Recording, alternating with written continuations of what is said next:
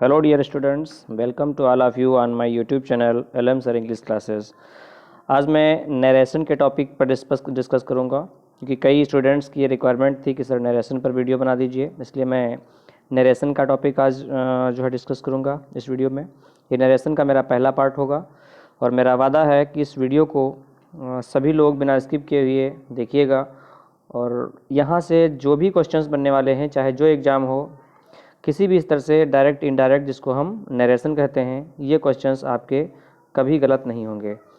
तो मैं स्टार्ट करता हूँ। देखिए, ये वीडियो न केवल किसी एकेडमिक क्लास के लिए बल्कि जो भी स्टूडेंट्स, जो भी एस्पिरेंट्स तैयारी कर रहे हैं किसी कंपटीशन एग्ज़ाम की, उनके लिए भी बहुत ही बेनिफिशियल होगा।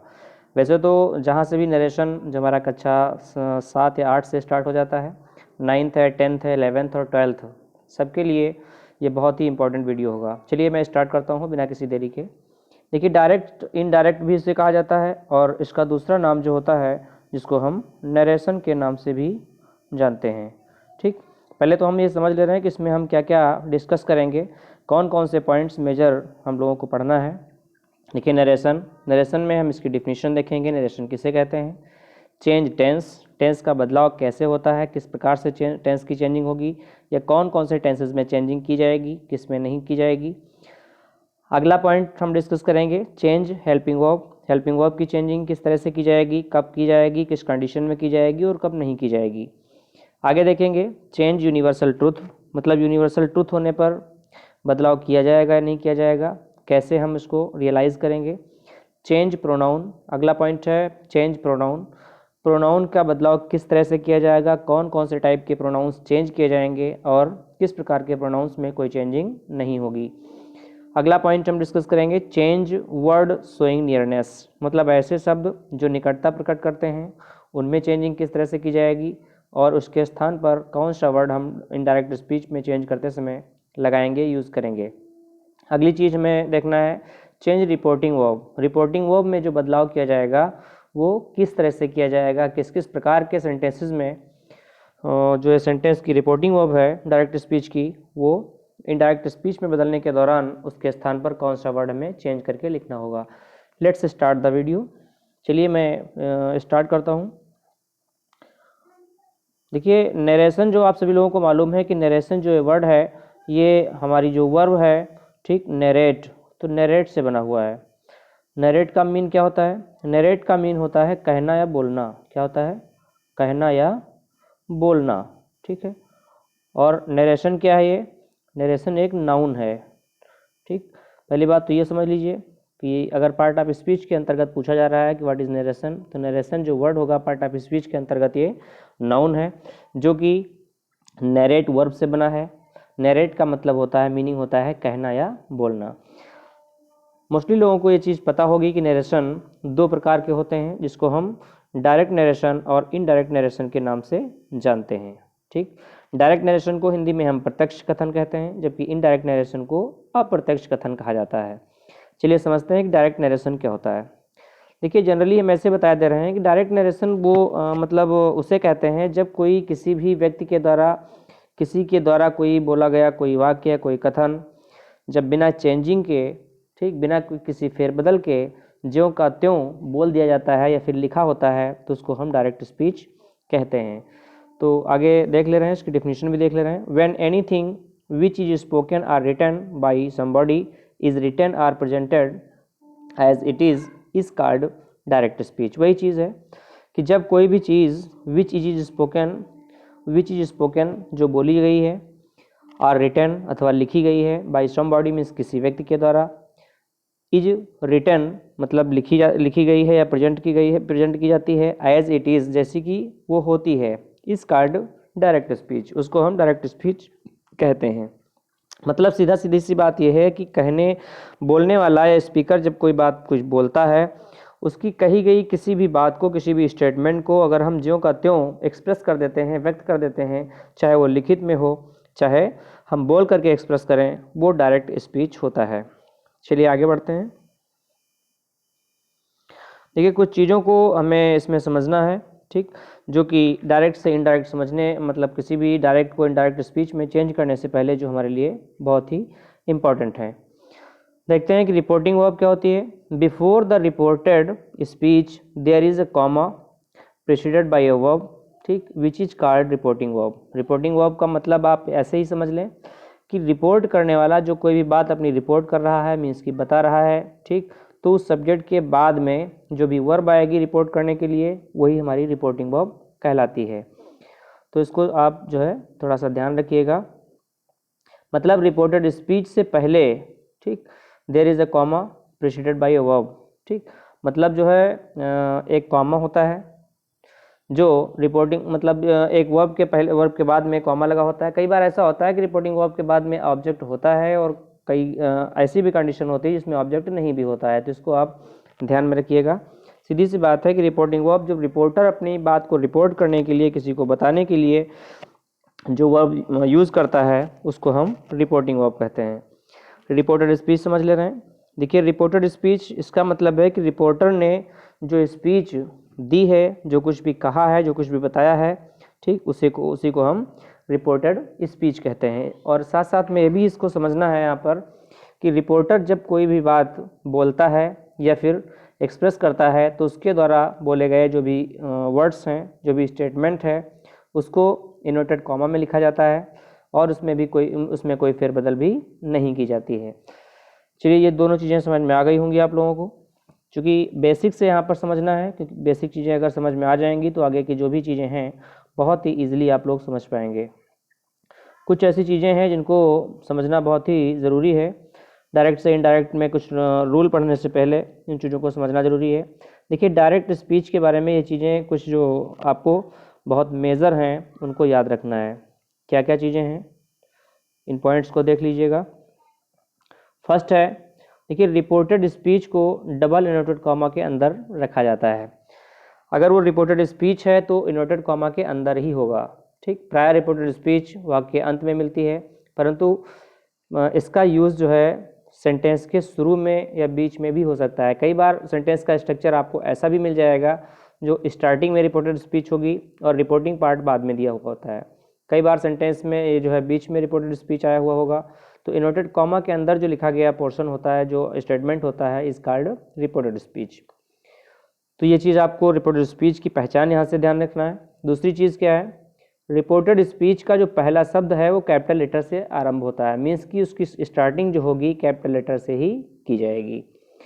अगला पॉइंट है, रिपोर्टिंग वर्ब के बाद में कॉमा लगाया जाता है। मतलब जो हमारी रिपोर्टिंग वर्ब होती है, ठीक, डायरेक्ट स्पीच की जो रिपोर्टिंग वर्ब, ये चूंकि हम पढ़ रहे हैं केवल डायरेक्ट स्पीच के बारे में पॉइंट्स आपको याद रखना है। रिपोर्टिंग वर्ब के बाद में कॉमा लगाया जाता है। अगर रिपोर्टिंग वर्ब के बाद में कोई ऑब्जेक्ट है तो फिर ऑब्जेक्ट के बाद कॉमा लगाएंगे। तो ये चीज़ें कुछ थी जो डायरेक्ट स्पीच के बारे में आपको ध्यान रखना है। इसकी पहचान यहाँ से आप इसको ईजिली कर पाएंगे। आगे देखते हैं इनडायरेक्ट स्पीच।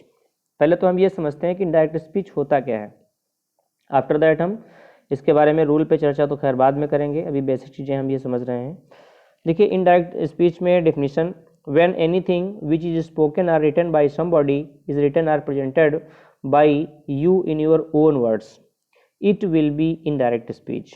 मीन्स कि जब कोई भी चीज़ किसी भी व्यक्ति के द्वारा बोले गया कोई स्टेटमेंट है, कोई कथन लिखित में हो, ठीक, या फिर ऐसे ही बोला गया है, उसको अगर अपने शब्दों में, अपने अनुसार अपने शब्दों में हम प्रस्तुत करते हैं, लिखते हैं या बोलते हैं, तो वो इनडायरेक्ट स्पीच में यूज किया जाता है या फिर वो इनडायरेक्ट स्पीच कहा जाता है। फॉर एग्जाम्पल समझ ले रहे हैं, Ram said that he went to school. Ram ने ये बताया था, राम ने कहा था कि वह स्कूल गया था। तो इस तरह से ये राम ने जो बात कही थी उसको हम अपने शब्दों में एक्सप्रेस कर रहे हैं। यहाँ पर राम के द्वारा कहा गया कथन दूसरा था, लेकिन जब हम अपने शब्दों में एक्सप्रेस करेंगे तो ही वेंट टू स्कूल ही करेंगे, ठीक। आई गो टू स्कूल अगर लिखा हुआ है, इसका मतलब राम ने कहा होगा कि आई गो टू स्कूल, मैं स्कूल जाता हूँ। तो जब इनडायरेक्ट स्पीच में हमें बताना होगा तो राम ने ये कहा था, बताया था, क्या बताया था कि वह स्कूल गया था। चलिए आगे बढ़ते हैं जी। आगे देखिए, बोलने वाले के असली शब्दों का जो सारांश अपने शब्दों में व्यक्त करने को इनडायरेक्ट स्पीच कहते हैं। बहुत ही ईजिली आप उसको यहाँ से हिंदी में भी समझ सकते हैं कि जब भी कोई बात जो बोलने वाला होगा असली शब्दों का जो सारांश होगा उसको, मतलब जो कुछ भी स्पीकर के द्वारा कहा गया होगा उसको अपने शब्दों में जब हम कोई बात उस व्यक्ति के द्वारा कहे गए कथन को जब हम व्यक्त करेंगे तो वो इनडायरेक्ट स्पीच में होगा। इनडायरेक्ट स्पीच में कुछ पॉइंट्स आपको याद रखना है कि इन पॉइंट्स को आपको इनडायरेक्ट स्पीच बनाने के दौरान ऑलवेज याद रखना है, अदरवाइज आपके सेंटेंस गलत हो जाएंगे। क्या क्या मेजर चीज़ें हैं जो आपको याद रखना है? फर्स्ट पॉइंट है, देखो इन्वर्टेड कॉमा जो होता है उसको हटा दिया जाता है, मीन्स कि इसका यूज आपको नहीं करना है। जो कॉमा और इन्वर्टेड कॉमा है इसका यूज आपको नहीं करना है इंडायरेक्ट स्पीच के दौरान। रिपोर्टिंग वर्ब के बाद में जो कॉमा लगता है इसका भी यूज़ नहीं किया जाता है। रिपोर्टेड स्पीच में प्राय दैट का यूज किया जाता है, मीन्स कि अगर असर्टिव सेंटेंस है तो असर्टिव सेंटेंस में दैट का यूज करेंगे। देखिए 3 ही सेंटेंस हमारे ऐसे होते हैं जिसमें, सॉरी 2 सेंटेंस हमारे होते हैं जिसमें टू, ठीक, जैसे हमारा इंपरेटिव सेंटेंस होता है तो उसमें हम कंजक्शन के रूप में टू लगाते हैं, इंट्रोगेटिव में इफ़ या वेदर लगाते हैं, बट क्वेश्चन वर्ड से स्टार्ट होने वाले इंट्रोगेटिव सेंटेंस में वही क्वेश्चन वर्ड ही connecting word as a conjunction use किया जाता है। बाकी हमारे जितने भी हैं, चाहे वो असर्टिव हो, एक्सक्लेमेटिव हो या फिर ऑप्टेटिव हो, उसमें कॉमा तथा इन्वर्टेड कॉमा के स्थान पर कंजक्शन दैट का यूज़ किया जाता है। साथ साथ में एक चीज़ और भी आपको ध्यान रखना है कि इसमें टेंस की भी चेंजिंग होती है, प्रोनाउन की भी चेंजिंग होती है, और जो नियरनेस एक्सप्रेसिंग वर्ड होते हैं, मतलब जो निकटता प्रकट करने वाले शब्द होते हैं, उनमें भी चेंजिंग की जाती है। अगला पॉइंट है, रिपोर्टिंग वर्ब का टेंस कभी चेंज नहीं होता है। देखिए इस चीज़ को, तो ये बहुत ही मेजर चीज़ है, आपको याद रखना है। रिपोर्टिंग वर्ब का टेंस कभी बदलता नहीं है, बदला नहीं जाता है, ठीक। केवल कुछ परिवर्तन हैं, कुछ चेंजेस हैं जो कि रिपोर्टिंग वर्ब के सेंस के अनुसार, ठीक, दूसरे शब्दों का यूज़ वहाँ पर कर दिया जाता है, बट उसमें कोई टेंस में चेंजिंग नहीं करेंगे। अगर सेड है, सेकंड फॉर्म है, तो सेड के बाद अगर कोई ऑब्जेक्ट नहीं है, सेड का सेड ही रहेगा। इस तरह से अगर सेड के बाद में कोई ऑब्जेक्ट दिया है, असर्टिव सेंटेंस का है वो सेंटेंस, मतलब वो डायरेक्ट स्पीच, तो आप सेड टू को टोल्ड में करेंगे, चेंज करते हैं रिपोर्टिंग वर्ब को, क्योंकि सेड भी मेन वर्ब की सेकंड फॉर्म थी और टोल्ड भी मेन वर्ब की सेकंड फॉर्म है। तो इस तरह से आप ये समझ लीजिए कि किसी भी कंडीशन में रिपोर्टिंग वर्ब का टेंस बदला नहीं जाता है। साथ साथ में आपको ये भी ध्यान रखना है, जैसे ये हमारा रिपोर्टेड स्पीच वाला जो पार्ट है और ये हमारा जो रिपोर्टिंग पार्ट है, जो ये रिपोर्टिंग पार्ट होता है इसमें किसी भी प्रकार से ना तो टेंस चेंज किया जाएगा, ना ही कोई अदर वर्ड की चेंजिंग होगी और ना ही कोई प्रोनाउन की चेंजिंग होगी। कई बार इस वाले पार्ट में प्रॉब्लम दे करके सेंटेंस दिया जाता है और वहाँ से लोग जो है चेंज कर देते हैं, इस वाले पार्ट में चेंजिंग करते हैं, इसलिए सेंटेंस गलत हो जाता है, रॉन्ग हो जाता है। ठीक है, आगे चलते हैं। देखिए ये चीज़ बहुत ज़रूरी है कि मतलब हमको किसी भी सेंटेंस को डायरेक्ट से इनडायरेक्ट स्पीच में बनाने से पहले उसको तो ये समझ लेना बहुत ज़रूरी होता है कि आखिर वो सेंटेंस किस प्रकार का है। मीन्स की सेंटेंस जो है वो असर्टिव है या फिर इंट्रोगेटिव है, इम्परेटिव है, एक्सक्लेमेटिव है, ऑप्टेटिव है, या किसी मॉडल वर्ब पर बेस्ड है, इन्फिनेटिव पर बेस्ड है। तो ये चीज़ें जो है कहीं ना कहीं ऑप्टेटिव पर है, तो ये चीज़ें जानना बहुत ज़रूरी होता है। अगर इसकी पहचान हमें नहीं मालूम है तो सेंटेंस गलत हो जाएगा, और जब गलत हो जाएगा तो जाहिर सी बात है कि वहाँ से ग्रामर का ये रूल होता है कि किसी भी मतलब एक भी वर्ड अगर आपने रॉन्ग कर दिया तो वहाँ से मार्क्स आपको नहीं मिलने हैं। मीन्स कि उस जो क्वेश्चन होगा, आंसर होगा, वो आपका रॉन्ग कंसीडर किया जाएगा। तो देखते हैं किस किस तरह से सेंटेंस आते हैं। पहली बात तो यूनिवर्सल ट्रूथ पर भी बेस्ड सेंटेंस होते हैं जो कोई सार्वभौमिक सत्यता को एक्सप्रेस करते हैं। साथ साथ में कुछ ऐसे सेंटेंस होते हैं जिसमें मॉडल वर्ब का यूज होता है, ठीक। इंपरेटिव भी सेंटेंस होते हैं, ऑप्टेटिव होते हैं, एक्सक्लेमेटिव होते हैं, लेट से स्टार्ट होने वाले सेंटेंस होते हैं, होते हुए इंपरेटिव ही हैं, और कुछ क्वेश्चन टैग वाले और कुछ अलग से विशेष प्रकार के सेंटेंस, टिपिकल सेंटेंस भी आते हैं जिनको हम डायरेक्ट से इनडायरेक्ट स्पीच में चेंज करते हैं। ये तो रही हमारी बेसिक इन्फॉर्मेशन। अब मैं अगले वीडियो में, सेकंड वीडियो में इस पर डिस्कस करूँगा कि अगला पॉइंट जो हमारा टेंस की चेंजिंग है, किस तरह से टेंस की चेंजिंग की जाएगी, किस किस कंडीशन में की जाएगी और कब टेंस की चेंजिंग नहीं की जाएगी। इन सारे पॉइंट्स को डिटेल से स्टडी करेंगे। यहाँ एक एक पॉइंट आप सभी लोगों के लिए बहुत ही इम्पोर्टेंट होगा। इसको बिना स्किप किए हुए आप पूरा वीडियो देखिएगा। मेरा वादा है कि यहाँ से कोई भी क्वेश्चन डायरेक्ट से इनडायरेक्ट स्पीच से आपका रॉन्ग नहीं होगा। Thanks for watching the video.